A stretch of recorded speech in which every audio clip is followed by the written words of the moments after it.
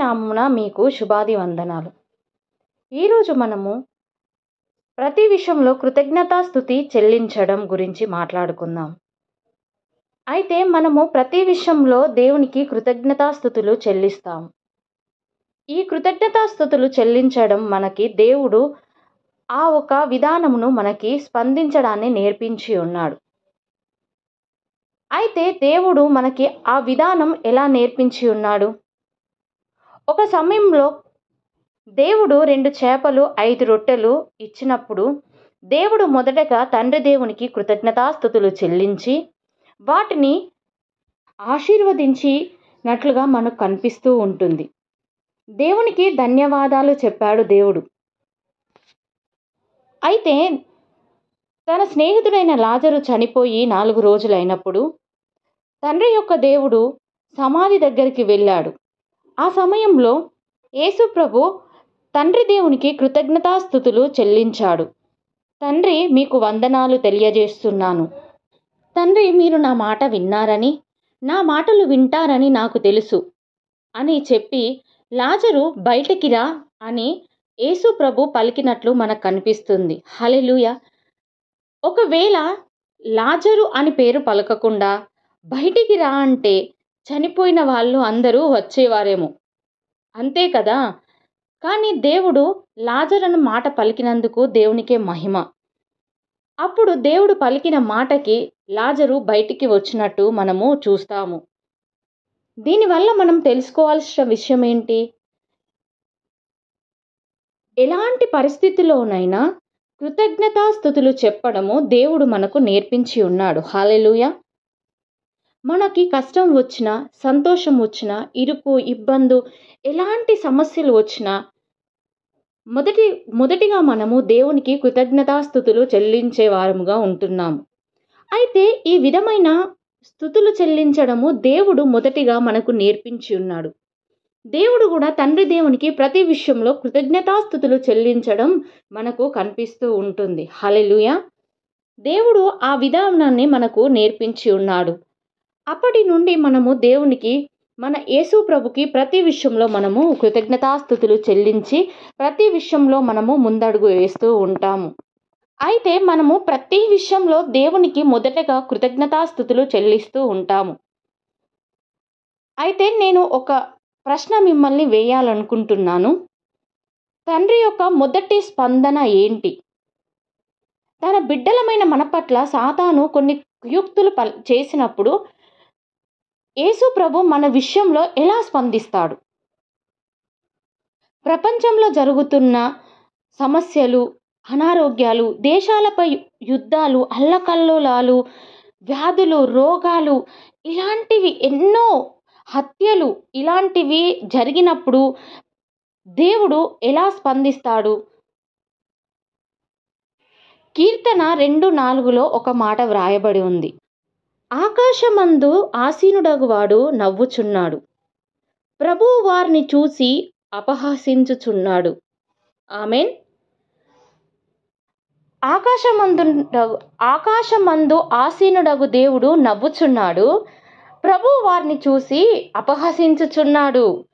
అంటే దేవుడు వారిని చూసి నవ్వుతున్నాడు. ఎలా నవ్వుతున్నాడు? అపహాస్యంగా నవ్వుచున్నాడు. హల్లెలూయా. పరలోకంలో ఉన్న దేవుడు ఇప్పుడు ఏం చేస్తున్నాడు? దేవుడు చనిపోయాడు, తిరిగి లేచాడు, తండ్రి దగ్గరికి వెళ్ళి తన తండ్రి కుడిపార్శ్వమున కూర్చొని ఉన్నాడని బైబిల్లో వ్రాయబడి ఉంది. అయితే ఇంకొక మాట అక్కడ వ్రాయబడి ఉంది. పరలోకంలోని తండ్రి నవ్వుతున్నాడు. ఎప్పుడు నవ్వుతున్నాడంటే, సాతాను ఇలాంటి పనులు చేసినప్పుడు, హత్యలు చేసినప్పుడు, క్రూరమైన పనులు చేసినప్పుడు, తన బిడ్డలను హింసించినప్పుడు, తన బిడ్డలను బాధ పెట్టినప్పుడు, తన బిడ్డల పట్ల వాడి యొక్క కుయుక్తులు ప్రదర్శించినప్పుడు దేవుడు అపహాస్యంతో నవ్వుతున్నాడు. ఎలా నవ్వుతున్నాడు? పకపక నవ్వుతున్నాడు. చిన్నపిల్లలు ఎలా నవ్వుతారు? వారికి చాలా పట్టరాని సంతోషం వచ్చినప్పుడు వారు పకపక నవ్వడాన్ని మనం చూస్తూ ఉంటాము. ఒక్కొక్క సమయంలో సాతాను చేసే ఈ యొక్క పనులను చూసి కూడా దేవుడు పరలోకం నుండి ఆయనే పకపక నవ్వినట్లు బైబిల్లో రాయబడి ఉంది. హల్లెలూయా. అంటే వాడు చేయు కుయుక్తుల్ని చూసినప్పుడు దేవునికి అలా నవ్వొస్తూ ఉంది. ఎందుకు అలా నవ్వుతున్నాడంటే, ఇక్కడ మనం అర్థం చేసుకోవాల్సిన విషయం ఏంటి అంటే, దేవుని యొక్క స్వరం నవ్వు. ఆ నవ్వు ఎలాంటిది? అది వెక్కిరింపుకు సంబంధించిన నవ్వు. అపహాస్యం అంటే ఏమిటి? వెక్కిరింపు. వెక్కిరింపు అంటే అపహాస్యం. దేవుడు ఎగతాళిగా నవ్వుతున్నాడు. సాతాను చేయు పనులకి దేవుడు ఎగతాళిగా నవ్వుతున్నాడు. శత్రువగు సాతాను చేయు కుయుక్తులను చూసి దేవుడు పకపక నవ్వుతున్నాడు. హల్లెలూయా. అయితే బైబిల్ ఏం చెప్తుంది? అతను ప్రేమించినందున మీకు వ్యతిరేకముగా ఆయుధం ఏర్పడినప్పుడు తండ్రి దేవుడు నవ్వుతాడు. మీకు వ్యతిరేకముగా ఏర్పడు ఏ ఆయుధము వర్ధిల్లదు అని బైబిల్ చెప్తుంది. అంటే తన బిడ్డలమైన మనకి వ్యతిరేకముగా వచ్చు ఏ ఆయుధము వర్ధిల్లదని దేవుడు చెప్పి ఉన్నాడు. అది తెలిసిన సాతానుడు వాడి కుయుక్తులతో తన బిడ్డల్ని హింసించాలని వాడు ప్రయత్నాలు చేస్తాడు. అయితే దేవుడు అనుకుంటాడు, ఎందుకంటే వాడు విసురు బాణములు తన బిడ్డలకి తగలవు. వాడు ఎన్ని కుయుక్తులు చేసినా తన బిడ్డలకి ఏ హాని జరగదు. అయినా వాడు చేసే ఒక ప్రయత్నాలను చూసి దేవుడు పకపక నవ్వుతున్నట్టు బైబిల్ చెప్తుంది. హల్లెలూయా. క్రైస్తవులు అణిచివేయడానికి మరియు హింసించడానికి శత్రువులు తనపై లేచినప్పుడు తండ్రి దేవుడు నవ్వుతున్నాడు. తండ్రి దేవుడు ప్రేమిస్తాడు. ఎందుకంటే నరకం యొక్క ద్వారములు విజయమును సాధించవు. నరకం యొక్క ద్వారముల దగ్గర దేవుని యొక్క సైన్యము అక్కడ ఉంది. వాడు తన బిడ్డల్ని ఆ నరక కూపంలోకి తీసుకెళ్ళడానికి వానికి సాధ్యం కాదు. ఎందుకంటే అక్కడ దేవుని యొక్క సైన్యము తన బిడ్డల కోసము ప్రొటెక్ట్ చేయడానికి అక్కడ ఉంది. హల్లెలూయా. ఆమేన్. డాక్టర్ నివేదిక మీకు వ్యతిరేకంగా వచ్చినప్పుడు మీ పిల్లల కోసం మీరు కొన్ని రోజులు మిగిలి ఉన్నాయి. మీ తల్లిదండ్రుల కోసం కొన్ని రోజులు మిగిలి ఉన్నాయి. అప్పుడు తండ్రి యొక్క దేవుడు డాక్టర్ యొక్క నివేదికను చూసి నవ్వుతాడు. ఎందుకంటే అతని చాలల ద్వారము మేము 200 సంవత్సరాల క్రితమే న్యాయం చేసి ఉన్నాము. ఆమేన్. తండ్రి దేవునికి ప్రారంభానికి ముందు ముగింపు తెలుసు. ఆమేన్. మనము ప్రార్థన చేయడానికి వెళ్ళినప్పుడు, తండ్రి దేవా, నేను గందరగోళంలో ఉన్నాను, నా డబ్బులు దొంగిలించబడినవి, నేను నా ఉద్యోగాన్ని కోల్పోయాను, నేను దిగజారిపోయాను, నేను అప్పుల్లో ఉన్నాను. అప్పుడు అలా మనం మాట్లాడినప్పుడు తండ్రి దేవుడు నవ్వుతాడు.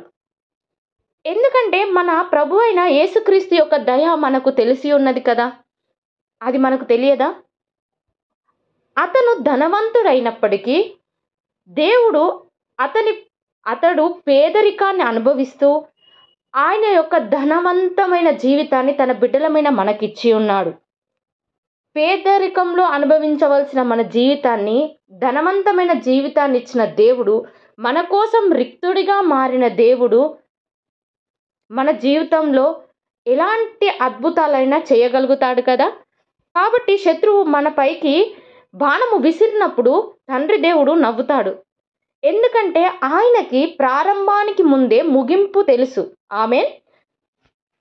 అయితే మన యొక్క ముగింపు ఎలా ఉంటుంది? మన యొక్క ముగింపు మహిమకు సంబంధించిన ముగింపు.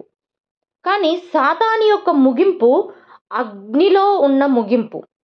అది నరక కూపంలో ఉన్న ముగింపు. ఈ అగ్ని సరస్సులో ఉంటుంది సాతాను యొక్క ముగింపు. తన బిడ్డలమైన మన యొక్క ముగింపు అద్భుతమైనది. కాబట్టి మీకు నిజం తెలిసినప్పుడు మీరెందుకు భయపడాలి? మీరేం చేస్తున్నారు? సాతాను యొక్క ముగింపు నరకమని తెలుసు. తన బిడ్డలమైన మన ముగింపు అద్భుతమైనదని తెలుసు. ఇవన్నీ తెలిసిన మనము ఏం చేస్తున్నాము? అందుకని ఇవన్నీ చూసిన దేవుడు నవ్వుతున్నాడు. ఎందుకంటే దేవుడు తన ఐశ్వర్యాన్ని మనకిచ్చి మన దారిద్ర్యాన్ని తను తీసుకొని మనకు అద్భుతమైన జీవితాన్ని ఇచ్చిన దేవుడికి అసాధ్యమైనది ఏమీ లేదు కదా. అలా అసాధ్యమైనది లేదని తెలిసి కూడా మనము ప్రతి విషయంలో ఎందుకు కృంగిపోతున్నాము? ఆ కృంగిపోయే విధానాన్ని చూసి దేవుడు నవ్వుతున్నాడు. సాతాను మనపై కుయుక్తులు వేసినప్పుడు మనం భయపడుతున్నాము, అప్పుడు నవ్వుతున్నాడు. సాతాను మనపై యుద్ధానికి దిగినప్పుడు దేవుడు సాతాను చూసి నవ్వుతున్నాడు. ఆమేన్. ఇప్పటి నుండి మీరు తండ్రి దేవునిలా నవ్వండి. ఆమేన్.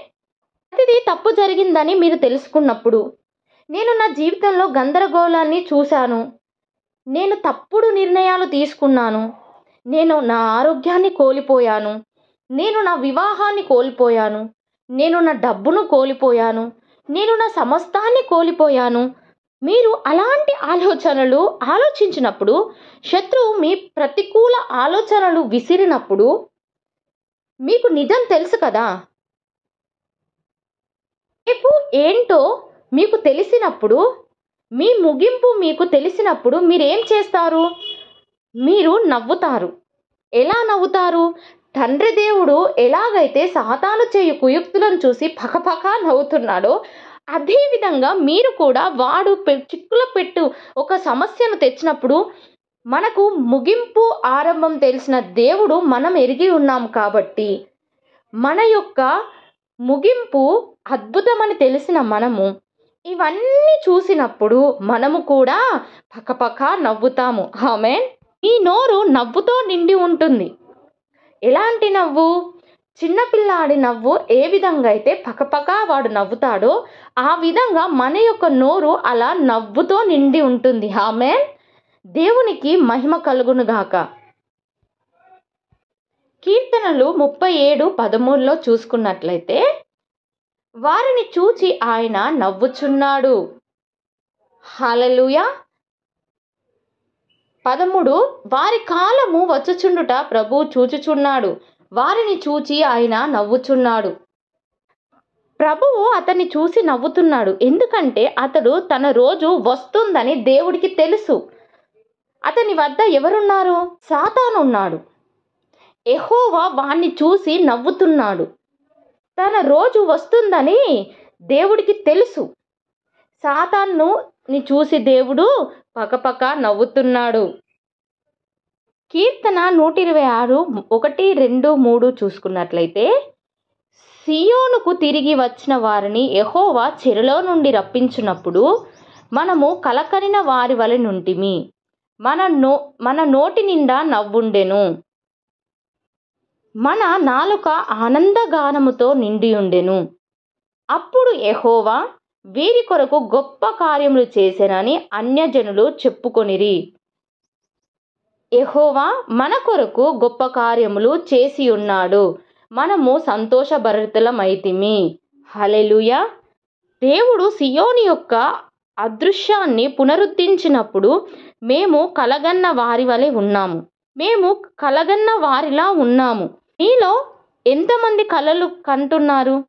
ఎంతమందికి కలలున్నాయి? మరియు మీ కలలు నెరవేరడానికి ఎంతమంది కోరుకుంటున్నారు? మీరు ఎప్పుడైనా ఒక కల నిజమైందని భావించారా?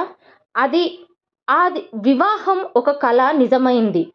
నేను నా జీవితంలో ఒక కల కన్నాను, నాకు వివాహం జరిగింది అని. ఆ కల నెరవేరింది, ఆ కల నిజమైంది అన్న అనుభవం మీరు అనుభవించారా? ఆ విందు కల నిజమైంది. ఆ అభిమాన వ్యక్తితో నేను కల కన్నా నిజమైంది. నా ఉద్యోగంలో నేను ఒక కల కన్నాను, ఆ కల నిజమైంది. నా ప్రమోషన్ గురించి నేను కల కన్నాను, ఆ కల నిజమైంది. నా పెరుగుదల ఒక కల నిజమైంది. అలాంటి కలలు మీరు కానీ వాటిని నిజం జరిగిన విషయాలు మీరు అనుభవించారా? ఆమేన్. మన అందరికీ కలలు వస్తాయి. నేను చాలా వెయిట్ ఉన్నాను, ఆ వెయిట్ తగ్గాను, ఆ కల నాకు నిజమైంది.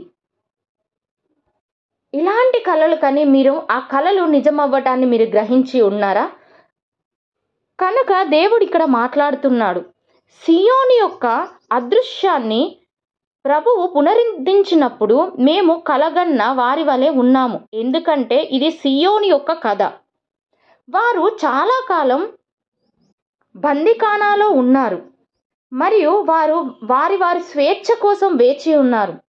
మరియు ప్రభువు వాటిని విడిపించినప్పుడు వాటి యొక్క బానిసత్వం నుండి బయటకు తీసుకుని రండి. వారు పాడుతున్నారు. ప్రభువు మమ్మల్ని పునరుద్ధరించినప్పుడు వారు చెబుతున్నారు, ప్రభువు మమ్మల్ని విడిపించాడు. ప్రభువు బానిసత్వం నుండి మమ్మల్ని విడిపించి ప్రభువు మరొక దేశం యొక్క హింస నుండి మమ్మల్ని విముక్తి పొందినప్పుడు, ప్రభువు మనలను పేదరికం నుండి విముక్తి పొందించినప్పుడు, ఇవన్నీ జరిగినప్పుడు మన యొక్క కళ నిజమైంది. హల్లెలూయా. అయితే కళ నెరవేరినప్పుడు ఏం జరుగుతుంది? అయితే మనము కలలు కన్నప్పుడు, ఆ కలలు నెరవేరినప్పుడు ఫస్ట్ మనం దేవుడికి థ్యాంక్స్ చెప్తూ ఉంటాము. Thank you Jesus, thank you Jesus, మా జీవితంలో ఈ యొక్క అద్భుత కార్యములు మేము ఆశించినవి నెరవేర్చినందుకు మీకు కృతజ్ఞతాస్తుతులు చెల్లిస్తున్నాము, మీకు థ్యాంక్స్ చెప్తాము దేవునికి. అంటే కృతజ్ఞతా జీవితం కలిగి ఉండడం చాలా ప్రాముఖ్యమై ఉన్నది. ఎలాంటి విషయాలైనా, అంటే మన కష్టంలో, బాధలో, సంతోషంలో, ఇరుకులో, ఇబ్బందులో, ఎలాంటి విషయంలో అయినా, అంటే మన ప్రతికూల సమయాలు ఏవైనా సరే మనము దేవునికి మొదటిగా చేసేది కృతజ్ఞతాస్తుతులు చెల్లించడం. ఎస్, అప్పుడు మన జీవితంలో దేవుడు అద్భుత కార్యాలు చేసినప్పుడు మన నోరు నవ్వుతో నిండిపోతుంది. మన భాషలు ఆనందాలతో పాటలు పాడుతాయి. 3వ వచనంలో చూసుకున్నట్లయితే, యెహోవా మన కొరకు గొప్ప కార్యములు చేసి ఉన్నాడు. ప్రభువు మన కొరకు గొప్ప కార్యములు చేశాడు. అందుకని మనం ఆనందంతో నిండి ఉన్నాము, ఆనందంతో పాడుచున్నాము, ఆనందంతో గంతులు వేయుచున్నాము. ఆమేన్. కాబట్టి వారి బానిసత్వం నుండి బయటకు వచ్చినప్పుడు వారి యొక్క నోరు నవ్వుతో నిండిపోయింది, మరియు వారి పెదవులు ఆనందంతో అరుపులు వేసినట్లు, కేకలు వేసినట్లు, సంతోషించినట్లు మనకు కనిపిస్తూ ఉంది. ఆమేన్. ఇప్పుడు చెప్పు, కల్వరి శిలువపై యేసు ఏం చేశాడు? అది పునరుద్ధీకరణ కదా, అది బంధక నుండి స్వేచ్ఛ కదా, అది బానిసత్వం నుండి స్వేచ్ఛే కదా. పాపం, అనారోగ్యం మరియు సాతాను, అంతేనా? ప్రభు అయిన యేసు చేసినది సియోను నుండి జెరూసలేం వరకు పునరుద్ధీకరించబడింది. ఇది మన పునరుత్థానం. యేసు చెప్పినప్పుడు ఏం చేశాడు? దేవుడు సిలువలో సమస్తాన్ని పూర్తిగా ముగించినట్లు మనకు కనిపిస్తుంది. అది పూర్తయింది. అతడు చెప్తున్నాడు, అది తండ్రికి పూర్తిగా చెల్లింపబడుతుంది. ప్రాయశ్చిత్తం ఇప్పుడు పూర్తిగా మార్చబడింది. ఇది పాత నిబంధనలో నీడ. ఇప్పుడు అది పూర్తిగా చెల్లింపబడింది. అనారోగ్యం, పాపం, సాతానుకు తన ప్రజలపై పట్టు లేదిక. అతడు చెప్తున్నాడు, అంతా పూర్తయిపోయింది. కాబట్టి పాపం, అనారోగ్యం మనల్ని బందీలుగా ఉంచదు. హింస, నొప్పి, గత జ్ఞాపకాలు, వైఫల్యం, నిరాశ, బంధకాలు, అది మన యొక్క బంధాలు కాదు. కాబట్టి యేసు చెప్పినప్పుడు అది పూర్తయిపోయింది. ప్రభువు సియోన్ని, ఆ దృశ్యాన్ని పునరుద్ధరించాడు. ఆమేన్. మీరు దీన్ని నమ్ముతున్నారా? మేము దేవుని దయ వలన ఉన్నాము, దేవునికి కృతజ్ఞతాస్తుతులు చెల్లించే వారముగా ఉన్నాము. ఆయన యొక్క దయ మాపై ఉంది. అయితే మనం ఎలా నమ్ముతాము? ఎవరు చెప్తారు? నేను చేశాను, నేను అనుభూతి చెందాను, నేను అనుభవిస్తున్నాను, అప్పుడే నేను నమ్ముతాను అంటే క్రియ మన జీవితంలో జరిగినప్పుడు మనము ఆ విషయాలను నమ్మడానికి ఆస్కారం ఉంటుంది. మొదట దేవుణ్ణి స్వీకరించి ఆయన విశ్వాసాన్ని అనుభవించినప్పుడు మీరు అది నమ్మడానికి ఆస్కారం ఉంటుంది. అయితే మార్కు సువార్త 11:24లో చూసుకున్నట్లయితే, అందుచేత ప్రార్థన చేయనప్పుడు మీరు అడుగుచున్న వాటి నిళ్లను పొంది ఉన్నామని నమ్ముడి, అప్పుడు అవి మీకు కలుగునని మీతో చెప్పుచున్నాను. అయితే మనం ప్రార్థన చేయనప్పుడు దేవుణ్ణి ఏమైతే అడుగుతున్నామో అవి మనం పొందుకున్నామని మనం నమ్మాలి. నమ్మినప్పుడు మన జీవితంలో కార్యం జరుగుతుంది. హల్లెలూయా. అంటే మొదట వాటిని మనం విశ్వసించాలి. విశ్వసించినప్పుడు అది మీరు పొందుకుంటారు. అప్పుడు మనము దేవునికి కృతజ్ఞతాస్తుతులు చెల్లించే వారముగా ఉంటాము. వారు పునరుద్ధరణ పొందినప్పుడు వారి నోరు నవ్వుతో నిండిపోయింది. ఇప్పుడు కొత్త సియోను కోసం, మీ కోసం మరియు నా కోసము. హల్లెలూయా. ఎప్పుడైతే యేసు ప్రభు కల్వరి శిలువ మీద తన యొక్క ప్రాణమును విడిచి ఉన్నాడో, ఆ తర్వాత మనమందరము పునరుద్ధీకరించబడ్డాము. అంటే మనది కొత్త జీవితం అయి ఉన్నది. కొత్త జీవితంతో మనము జీవిస్తున్నాము. మన యొక్క పాత జీవితము యేసు ప్రభు తను సంపూర్ణంగా పూర్తి చేసి ఉన్నాడు. తన శిలువ మరణంతో మన యొక్క పాపములు మొత్తము అక్కడ తను పూర్తిగా మోసి ఉన్నట్టు మనకు కనిపిస్తుంది. అయితే మనము కొత్తగా జన్మించాము. యేసు క్రీస్తులో మనము జన్మించాము. యేసు ప్రభుకే మహిమ. దేవుడు చెప్తున్నాడు, నేను తీసివేయని వాటిని పునరుద్ధీకరించాను. ఆమేన్.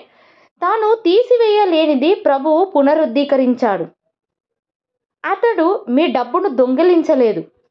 అతడు మీ ఆరోగ్యాన్ని దొంగిలించలేడు. అతను మీ బిడ్డలను దొంగిలించలేడు. అతను మీ యవ్వనాన్ని దొంగిలించలేడు. అతను మీ గతాన్ని దొంగిలించలేదు. ఇది సాతాను చేసే కుయుక్తులు. మరియు ప్రభువు అన్ని కొత్తదిగా చేసి ఉన్నాడు. అన్ని పునరుద్ధీకరించి ఉన్నాడు. ఇది శిలువపై యేసు పని గురించి మాట్లాడే దేవుని యొక్క సంకేతాలు. అది పూర్తయిపోయింది. దేవుడు చెప్తున్నాడు.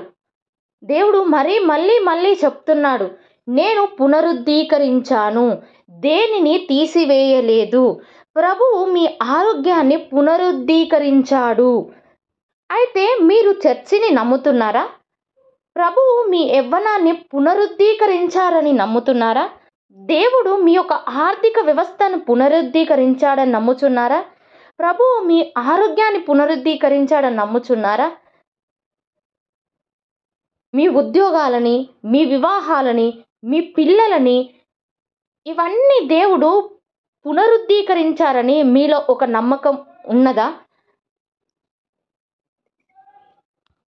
దేవుడు తీసివేయలేని అన్ని మనకు పునరుద్ధీకరించి ఉన్నాడు.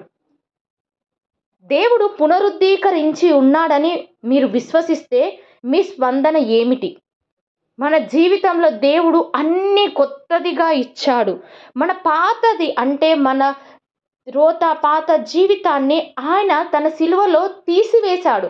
మనకు నూతనమైన జీవితాన్ని దేవుడు ఇచ్చాడు అని మనం నమ్మినప్పుడు మన నోటిలో నవ్వుంటుంది. అప్పుడు మనము మనస్ఫూర్తిగా నవ్వుతాము. మన పెదవులు ఆనందంతో అరుపులు వేస్తాయి. మన హృదయము సంతోషంతో ఉల్లసిస్తుంది. ఆమేన్. కాబట్టి మీరు మీ సమస్యను చూసి చెప్పండి, ప్రభువు నన్ను పునరుద్ధీకరించాడు, నా నోటిని పునరుద్ధీకరించాడు. నా నోటిలో నవ్వుతో నిండి ఉంటుంది. నేను సంతోషంగా ఉంటాను. ప్రతిదినం దేవునికి కృతజ్ఞతాస్తుతులు చెల్లిస్తూ ఉంటాను. దేవునికే మహిమ కలుగునుగాక. మనల్ని సాతాను ఎన్ని కుయుక్తులు చేసి వాడు మనల్ని ఎంత బాధ పెట్టాలని చూసినా వాడు మనల్ని నరకానికి తీసుకువెళ్ళలేడు. ఎందుకంటే మన యొక్క పరలోకంలో దూతలు, మన యొక్క సైన్యము అక్కడ ద్వారం దగ్గర కాపలాగా ఉన్నాయి.